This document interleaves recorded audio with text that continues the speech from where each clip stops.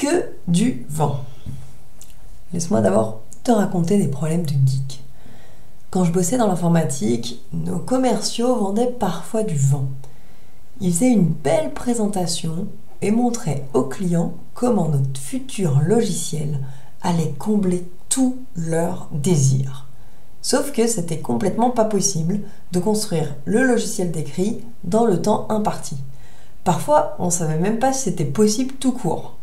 Alors, on bricolait un truc à moitié crevé, on livrait ça, et on espérait que le client ne l'installe jamais.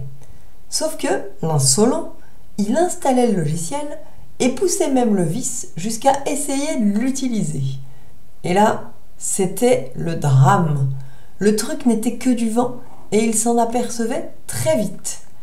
C'est vraiment ballot parce que si seulement il avait juste gardé tranquillou le logiciel sans jamais l'installer, tout se serait parfaitement passé pour nous. Il suffisait pourtant qu'il ne teste pas.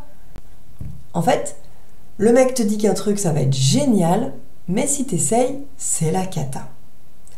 Tu vas me dire, ça n'a rien à voir avec la choucroute et tu t'en tamponnes l'oreille avec une babouche. À ça, je répondrai que c'est plus la saison des babouches et tu devrais opter pour des chaussures plus chaudes. Mais je viens au sujet, t'inquiète. En ce début d'année scolaire, mes collègues commencent à savoir que je suis chrétienne. Alors de temps en temps, des conversations pop dans un coin de couloir et j'ai des questions.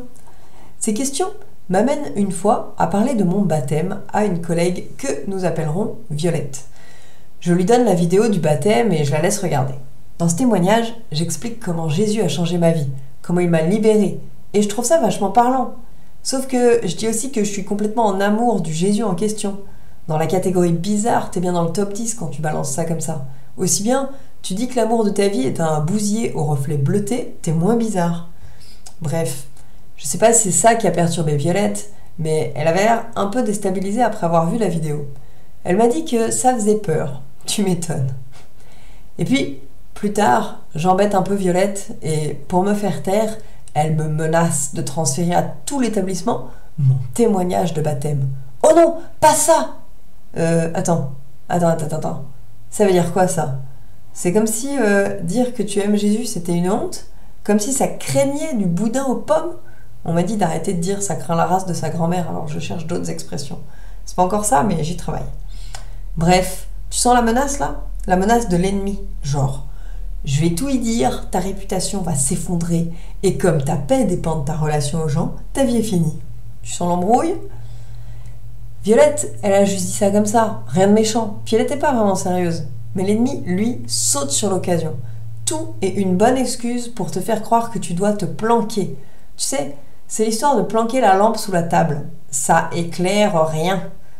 C'est l'inverse de l'histoire du logiciel. L'ennemi te dit que si un truc se passe, ça va être la cata.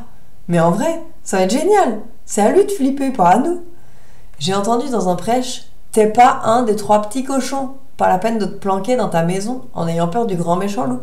J'aime bien cette image. Concernant Violette, après mon instant d'hésitation, elle a vite vu que ça me ferait très plaisir qu'elle balance mon témoignage à toute la boîte.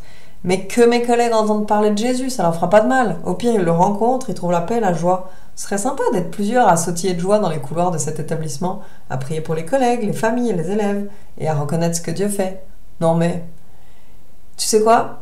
Je crois qu'on a voulu me prendre pour une betterave. Voilà pour cet article. C'était Natalia, l'impératrice du coulis de betterave.